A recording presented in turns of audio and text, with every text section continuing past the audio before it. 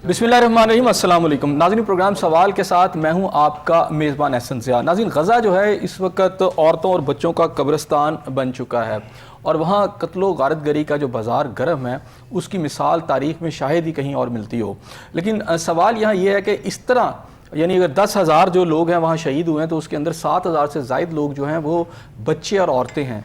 यानी इतनी बेमाना तरीके से कत्लो गारतगरी जो की जा रही है उस पर इंसानियत जो है वो क्यों खामोश है।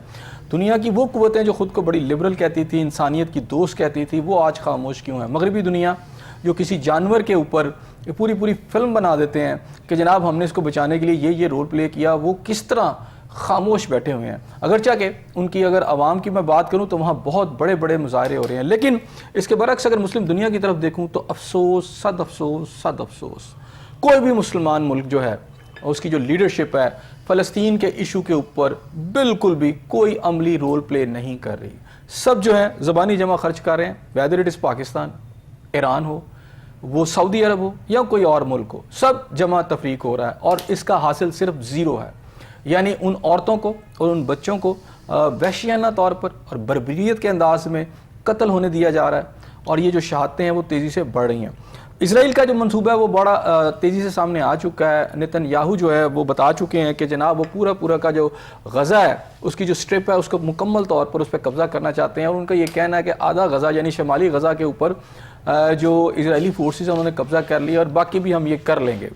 पिछले दिनों मैं देख रहा था कि जो प्राइम मिनिस्टर ऑफ इसराइल हैं वो गए थे मिस्र के अंदर और जनरल सीसी के साथ उन्होंने जो बात की और उन्होंने उस बात के अंदर ये गुजारिश की उनसे या उनको ये एक नई फेवर दी और यह एक ऑफ़र करवाई, वो ये थी कि जनाब हम आपका जो कर्ज़ा है गैर मुल्की वो तकरीबन पाकिस्तान से भी ज़्यादा है। पाकिस्तान में तो $100 बिलियन से ऊपर है लेकिन उनका कोई $150 बिलियन से ऊपर है, तो उस कर्ज़े को हम ख़त्म कर देते हैं। आप ये जितने भी वहाँ से माइग्रेट करके लोग आ रहे हैं या इस मिस्र की तरफ आते हैं उन्हें आने दें और इनको किसी सहरा में मिस्र के उधर ले जाएं और गज़ा खाली करवा दें हमें, तो हम आपका सारा कर्ज़ा उतार देंगे। यानी ये बड़ा वाज़ेह है कि इसराइल चाहता है कि वेस्ट बैंक और गज़ा की शक्ल में जो दो इलाके जो रह गए हैं फ़लस्तीन के वो भी ख़त्म हो जाएँ और इसके लिए पूरी तगो दो हो रही है। और मुस्लिम उम्मा के जो लीडरशिप है, अव्वल तो उम्मा कहीं नज़र नहीं आती, लेकिन जो लीडरशिप है वो लगता है कि इसराइल के हाथ मजबूत करने में लगी हुई है और कोई नहीं बोल रहा, अपनी अपनी मजबूरियां बता रहे हैं। ये क्या कत्लो गारतगरी जारी रहेगी, आज इसी पर बात करते हैं।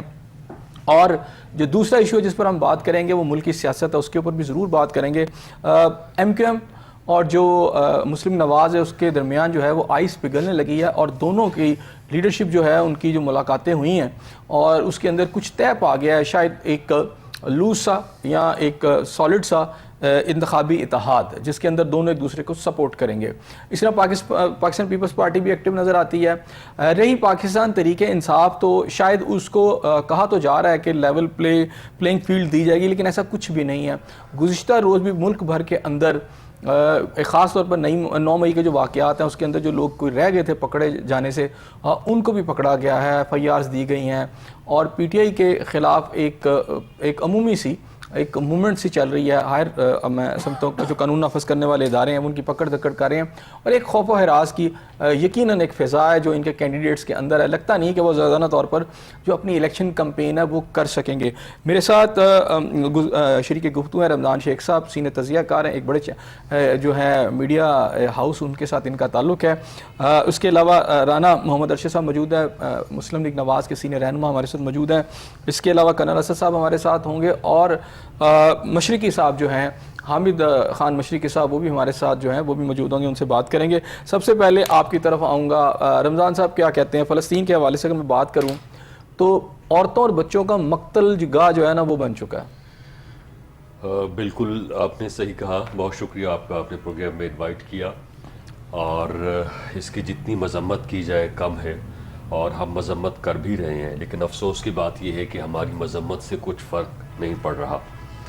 इस वक्त जितने भी बड़े लोग हैं, जितने भी बड़े ममालिक हैं, जितनी भी बड़ी और बाअसर शख्सियात हैं जो कि अपना रोल इस हवाले से प्ले कर सकती हैं कि फ़लस्तीन के ऊपर जो इस वक्त जुल्म और बर्बरियत का बाज़ार गर्म है उसको बंद किया जाए, सब खामोश है और हम महज दुआ के इसके अलावा कुछ नहीं कर सकते हैं।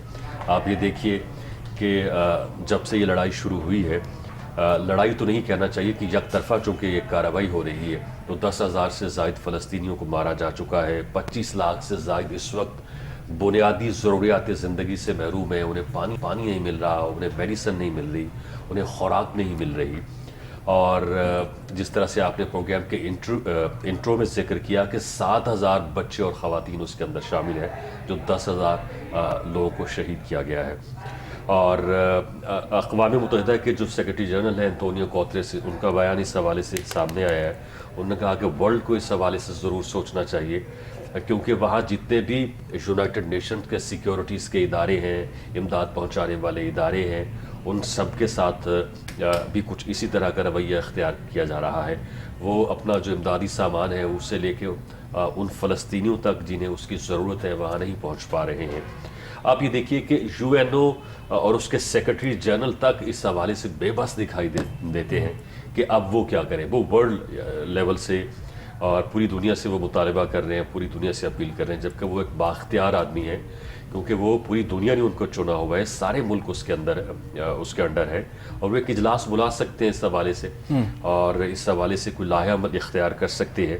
لیکن جو ممالک جو لوگ اس وقت بااثر ہیں، جن کی آواز کے اندر کوئی دمخم ہے، وہ اس حوالے سے خاموش دکھائی دے رہے ہیں. اور وہاں ان کا فلسطینیوں کا جینوسائیڈ جاری ہے، انہیں قتل کیا جا رہا ہے، انہیں شہید کیا جا رہا ہے، نوزائیدہ بچوں کو قتل کیا جا رہا ہے، جو اس وقت زندگی اور موت کی کشمکش میں مبتلا ہے، انہیں بنیادی ضروریات زندگی سے محروم رکھا جا رہا ہے. تو ایسے میں کیا کیا جا سکتا ہے سوائے افسوس کے؟ اچھا مجھے یہ بتائیے گا کہ رمضان صاحب ہم وہاں پر دیکھیں نا اس وقت جو غزہ میں ہو رہا ہے، اچھا اس میں ٹارگٹ صرف عورتیں اور بچے ہیں، اسکول ہیں، ہسپتال ہیں اور اس طرح کی ساری چیزیں ہیں. اس سے کیا حاصل کرنا چاہتے ہیں جو اسرائیلی ہیں، کیا حاصل کرنا چاہتے ہیں اس سے کہ بچوں اور عورتوں کو ٹارگٹ کر کے؟ دیکھیے ابھی تک جس طرح سے اسرائیل کو ٹائم سپین دیا جا رہا ہے، اسے وقت مل رہا ہے، اسے کوئی روک نہیں رہا، اسے کسی کا خوف نہیں ہے کہ کوئی اس کے خلاف اٹھ کھڑا ہوگا، تو اس سے یہ لگتا یہی ہے کہ وہ وہاں آپریشن کلین اپ کرنا چاہ رہا ہے، وہ ان کو مکمل طور پہ ختم کرنا چاہ رہا ہے. اور جہاں کہیں اسے لگتا ہے کہ اس کا کنٹرول کبھی نہیں تھا تو وہ اسے بھی اپنے کنٹرول میں لینا چاہ رہا ہے. اور ظاہر ہے کہ چھوٹے بچے وہ کل بڑے ہوں گے، خواتین جو ہے وہ مائیں ہوتی ہیں، ماؤں کی جو سوچ ہوتی ہے، ان کے جو نظریات ہوتے ہیں وہ بچوں میں منتقل ہوتے ہیں، تو وہ اس اوریجن کو، اس چیز کو ہی سامنے سے ہٹانا چاہ رہے ہیں کہ جس سے آج جو ان کے اوپر ظلم اور بربریت کا جو بازار گرم ہے وہ اگلی نسلوں کے اندر منتقل ہو، یعنی نسل ہی ختم کر دی جائے. بالکل بالکل ٹھیک ہوگی. رانا صاحب آپ کیا کہتے ہیں جو ایک ہمیں ایک جنرل سی ایک بے حسی، اور میں اسے سمجھتا ہوں کرمنل قسم کی بے حسی سے کہوں گا، مجرمانہ قسم کی، مسلمان ملکوں کے اندر ہمیں نظر آتی ہے. جتنی بھی لیڈرشپ ہے، آپ سعودی عرب دیکھ لیں، ویسے مسلم امہ کی دفاع کی بڑی بڑی باتیں کریں گے، اور بڑے بڑے انہوں نے فوجیں اکٹھی کی ہوئی ہیں، گروپس بنائے ہوئے ہیں. اس کے اندر آپ ایران کی بات کر لیں، بڑی بڑی دھمکیاں، سب کچھ ہو رہا ہے. لیکن عملاً یعنی 10,000 فلسطینی شہید ہو چکے ہیں یہ تھوڑے سے دنوں کے اندر، اور عملاً کچھ بھی نہیں ہے. نہ وہاں میڈیسن پہنچ رہی ہے، نہ وہاں پر کوئی ان کو بیچاروں کو کوئی ویپن ہی مل جائے کہ وہ لڑ لیں، اپنی جان کا دفاع کر لیں. کچھ بھی ایسا نہیں ہے. جی بسم اللہ الرحمن الرحیم. جی ایسا میں آپ کا مشکور ہوں، آپ کے چینل کا، آپ کی ٹیم کا. اور پاکستان کے اندر بھی صرف پاکستان کی گورنمنٹ آف پاکستان جو ہے صرف لپ سروس کر رہی ہے. آپ کا اور شیخ رمضان صاحب نے بڑا اچھا پوائنٹ آف ویو دیا. میں صرف عرض یہ کرنا چاہتا ہوں کہ آپ کے پوائنٹس کو میں بالکل ہر لحاظ سے انڈوز کرتا ہوں. ہم سب سے پہلے مسلمان ہیں، ہم سب حضرت آدم علیہ السلام کی اولاد ہیں، مخلوق ہیں، اور اشرف المخلوقات اللہ تعالیٰ نے ہمیں بنایا. اور پھر ہم مسلمان پر جو جہاد ہے وہ کس طرح فرض ہوا، جہاد فی سبیل اللہ فرض ہوا، اور کن واقعات کس طریقے سے رسول کریم صلی اللہ علیہ وسلم سردار دو جہان کی شریعت ہمارے سامنے ہے کہ آج معصوم بچے اور ہوا کی بیٹیاں سر عام شہید ہو رہے ہیں. اور بالکل میں سمجھتا ہوں کہ مسلمان پکار رہے ہیں کہ کوئی آئے، کوئی ان کو آ کے بچائے. یقین کریں، میں حلفاً کہتا ہوں، میں وضو میں ہوں، تو بچے جب زخمی اور جب وہ چیخو پکار کریں وہ دیکھا نہیں جاتا. مطلب ہم کمزور ہوتے ہیں نا فزیکلی طور پر. لیکن میں سمجھتا ہوں کہ وہ انٹرنیشنل جمہوریت کے چیمپئن امریکہ بہادر سے لے کر یورپی کنٹریز اور پوری دنیا کے جو میں سمجھتا ہوں وہ سب بے حس ہو چکے ہیں. اور وہ انٹرنیشنل بدماش جو ہے اسرائیل کو سپورٹ کر رہا ہے اس کا بگ باس جو امریکن ہے اور انڈیا, یہ ایک ٹریکا تھی. اور میں ایسا سب بالکل عرض کروں گا کہ یہ ایک دن میں اس کا آغاز نہیں ہوا, اس کی تیاری کئی مہینوں کئی سالوں سے وہ لگی ہوئی تھی, اور اس کی تیاری انہوں نے بھرپور کی ہوئی تھی. کو اٹیک ادھر سے ہوا یا ادھر سے ہوا, حالات کیسے پیدا ہوئے جنگ کے, لیکن مسلمان امہ اور فلسطین اور مسلمانوں کی تیاری نہیں تھی اس جنگ کو لڑنے کے لیے, فیس کرنے کے لیے. دیکھنا بالکل جب ایک مسلمان شہید ہوتا ہے تو بالکل ہمارے اوپر فرض ہے, ہماری ذمہ داری, ہم ڈیوٹی سمجھتے ہیں کہ اس کا بدلہ لینا چاہیے. لیکن میں سمجھتا ہوں کہ سعودی عرب سمیت جو ہماری مسلم کنٹریز کی آرمی بنی ہوئی ہے اس کا کیا رول ہے, اور اسی طرح میں سمجھتا ہوں جیسے آپ نے نام لیے افسوس ہوتا ہے ان سب کو دیکھ کے, وہ بے حس ہو چکے ہیں. اور میں سمجھتا ہوں گورنمنٹ آف پاکستان کو بھی اپنا کردار ادا کرنا چاہیے, گو کیئر ٹیکر ہے, لیکن پھر بھی اس کے باوجود میں سمجھتا ہوں کہ جس طرح میں سمجھتا ہوں کہ ہماری تو یقین کریں گے ہم سب سے مسلمان ہیں, جب میاں نواز صاحب 21 اپریل کو 21 اکتوبر کو منار پاکستان آتے ہیں تو وہاں پر بھی جھنڈا تھا, اور اب ہماری جنرل کونسل کا اجلاس ہے 11 نومبر کو, تو اس میں بھی ہمارا مین جو ایشو جو ہم نے فلسطین کو ہی رکھا ہوا ہے. ٹھیک ہو گیا. اچھا حامد خان صاحب آپ میرے ساتھ موجود ہیں, آپ نے مولانا محمد ارشد صاحب کی باتیں سنی. اچھا یہ مجھے بتائیے اس وقت یورپ کے حالات کیا ہے, وہاں پر یہ جو خون بہایا جا رہا ہے عورتوں اور بچوں کا, بہت شرمناک مناظر ہیں, اور جو لوگ خود کو کلیم کرتے ہیں چیمپئن آف ہیومینٹی, وہ آج خاموش کیوں ہیں؟ یورپ کا ضمیر کس طرح دیکھتے ہیں؟ زندہ ہے, مر چکا ہے؟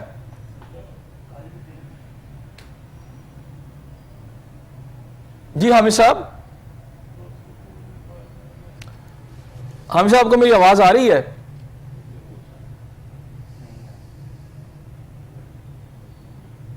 ٹھیک ہو گیا. جی رمضان صاحب کیا کہتے ہیں اس کے اوپر, یہ کوشچن آپ سے. جی بالکل, جس طرح سے ہم ویسٹ سے یعنی ایکسپیکٹ کرتے ہیں, اور عموماً اس بات کا چرچا بھی کیا جاتا ہے کہ وہاں انسانی حقوق کی بڑی بات کی جاتی ہے, اور ویسٹ جو ہے ہمیشہ سے انسانی حقوق کا علمبردار رہا ہے. مگر جب فلسطین کا ایشو آتا ہے تو اس حوالے سے ہمیں جو ویسٹ ہے مکمل طور پہ خاموش دکھائی دیتا ہے.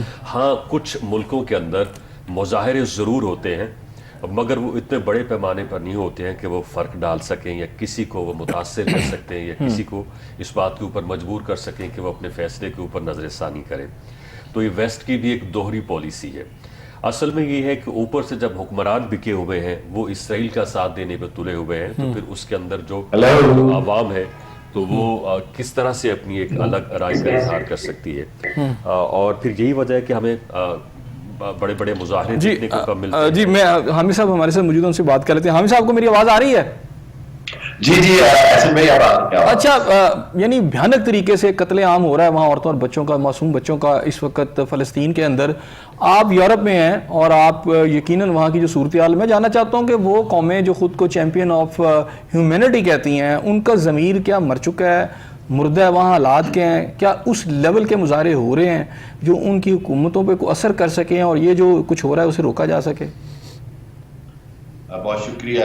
ایسے میں بات یہ ہے کہ قوموں کو انتہائی گمراہ کیا جا رہا ہے. مظاہرے تو ہو رہے ہیں, بہت بڑے بڑے مظاہرے ہو رہے ہیں, لیکن اس کے ساتھ ساتھ ایک خاص اسرائیلی پروپیگنڈا چل رہا ہے جو حکومت کی سرپرستی میں چل رہا ہے, جو اس بات کی طرف لوگوں کو کہہ رہا ہے جی کہ شاید یہ کوئی اسرائیل جناب یہ اس کو کوئی حماس ابھی تک ختم نہیں ہوئی, یا حماس ہے یہ سارے جو 20 لاکھ غزہ کے محصور بچے ہیں یہ بھی شاید ہاتھوں میں ان کے کیا راکٹس ہیں, یا ان کے ہاتھوں میں کیا ہے, یا ہسپتال نہیں ہیں وہ کوئی راکٹ لانچر کی جگہ ہیں, یا وہ صحافی نہیں قتل کر رہے بلکہ کوئی لوگ ہیں جن کے ہاتھوں میں کوئی اسلحہ ہے. عجیب و غریب پروپیگنڈا ہے جس کے اندر خود ویسٹرن ورلڈ کو مخمصے میں ڈالا جا رہا ہے. لیکن وہیں پر میں آپ کو ایک بات بتاتا چلوں کہ اکثریت جتنے بھی ہیں غیر مسلم ہوں یا کوئی بھی ہوں, سب یہ بات جانتے ہیں کہ اسرائیل اپنی ظلم اور بربریت کی انتہا پر ہے, اور ان کی حکومتیں وہی غلطی کر رہی ہیں جو انہوں نے عراق کی جنگ کے وقت کی,